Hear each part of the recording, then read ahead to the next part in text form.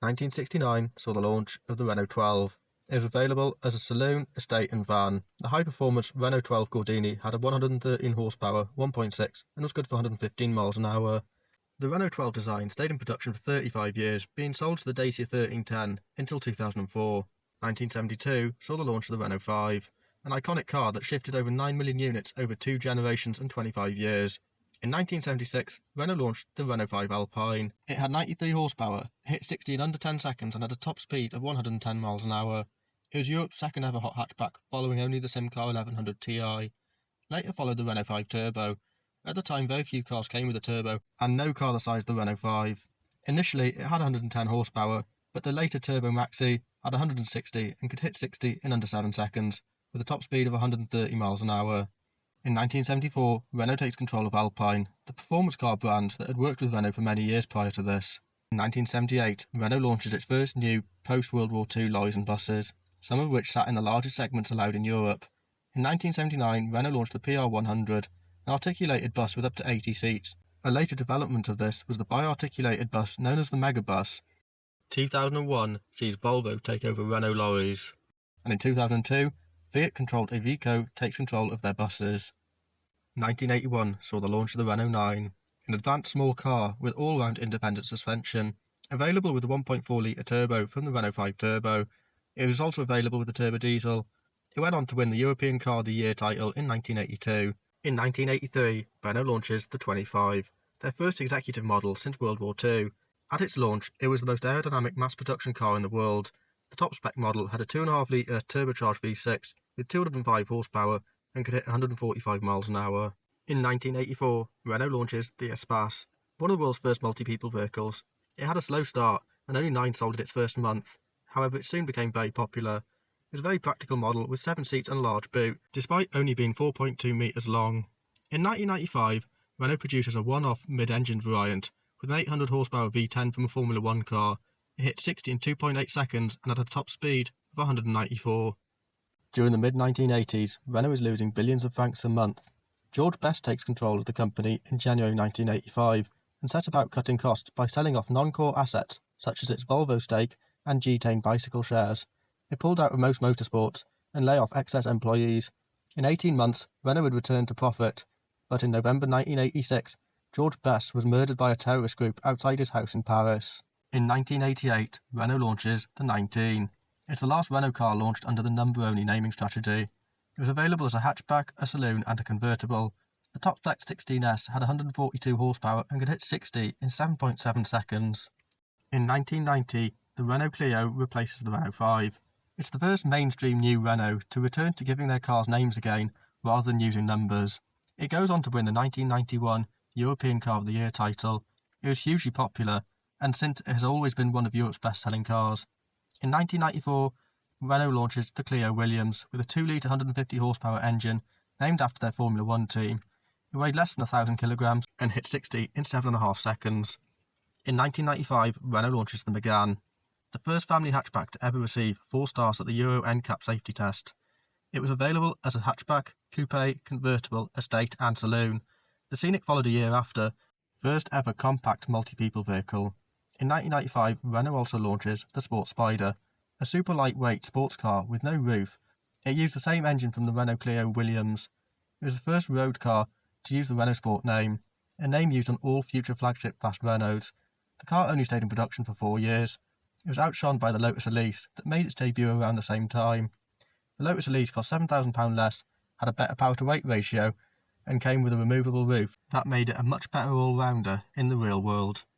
In 1996, Renault is privatised. The French government kept 15% in order to keep some control in Renault's country of origin. In 1999, Renault buys 36.8% of Nissan, and in turn, Nissan buys a 15% stake of Renault, thus creating the Renault-Nissan Alliance.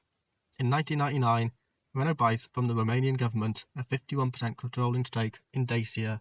In 2000, Renault buys out a controlling stake of Samsung Motors, creating Samsung Renault in Korea.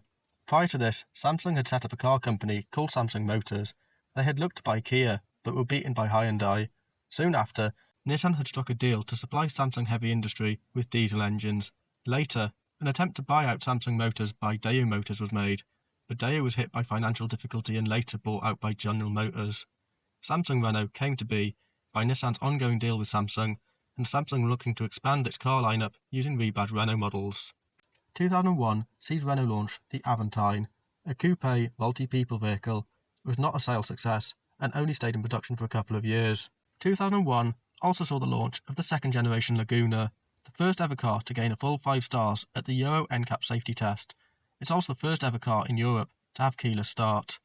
In 2002, following its big brother, the second generation Megane scores a full 5 star at the Euro NCAP test, it being the first ever small hatchback to receive the award. This generation Megane went on to be crowned the fastest front-wheel drive car at the Nürburgring, using a 224 horsepower Megane RS R26R, an award it lost to the Mark III Megane RS Trophy in 2011, itself powered by the same engine, but this time with 265 horsepower. In 2019, the Renault regains its crown, after doing years of lap-time battles with Honda Civic. The car that achieved this was the Mark IV Megane RS Trophy R, powered by a 300 horsepower Alpine Renault 1.8 litre turbo. It's a record that it still holds today. 2005 sees the launch of the Clio Mark III. This model grew in size significantly over the 2 previous generations. In 2006, it was voted the European Car of the Year title, the second Clio to receive the award. In 2007, Renault launches the third generation Laguna, most noticeably the new coupe version, which had a rakish body shape similar in design to Aston Martin's of the time. In 2011, Renault launches the Fluence, a development of the Mark III Megane, as well as the Kangoo ZE. These are Renault's first mass-production electric vehicles. 2012 saw the launch of the Renault Zoe, Renault's first purpose-built electric car. It had a better range than the Fluence or the Kangoo. It was a sales success with over 300,000 being built. It was Europe's best-selling electric vehicle in 2015 and 2016.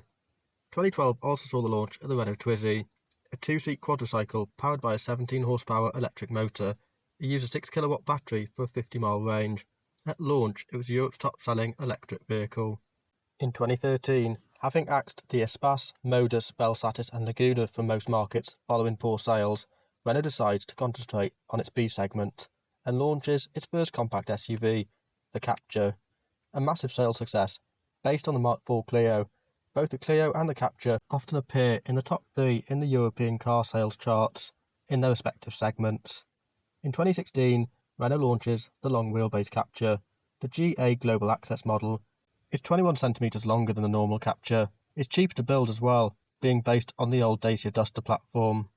In 2014, the third generation Twingo launches. It was co-developed with Mercedes-Benz and Smart to be a rear-engined, rear-wheel drive city car. This gave the car unique handling qualities for its class. The lack of an engine up front also gave it one of the smallest turn-in circles of any production car. This allowed it to have excellent manoeuvrability in tight places such as cities. In 2017, Renault relaunched the Alpine brand. Its first model, the A110, uses the same 1.8 litre turbo engine as the Mark IV Renault Megane. In regular spec, it produces 250 horsepower, but the A110R has 300 and can hit 60 in 3.9 seconds. In 2022, Renault relaunches the Megane as an electric crossover. Despite looking bigger, it has the smallest footprint of any Megane since the first generation. The electric Megane is a huge advancement on the Zoe and offers up to 290 miles of electric range. 2024 sees the launch of the Renault Rafale. Named after a French racing plane from the 1930s, the Rafale is a rival to the BMW X4 and Mercedes GLC. It's praised for its sharp looks, class-leading space, and in plug-in hybrid form, has hot hatchback rivaling performance. 2024 also saw the launch of the Sambiaz, a compact hybrid SUV that's praised for its interior quality, massive boot, and economy. It will rival the Fiat 600 and the DS3. Renault is currently in the final development process of the new Renault 5. It will be an electric super mini that replaces the Zoe. It's set to be a huge success, having already received over 50,000 pre-orders. It will rival the electric Fiat 500e. There will even be a hot hatchback electric version to rival the Abarth 500e. This will be called the Alpine A290 and will have up to 220 horsepower. It will be one of the fastest electric super minis to date.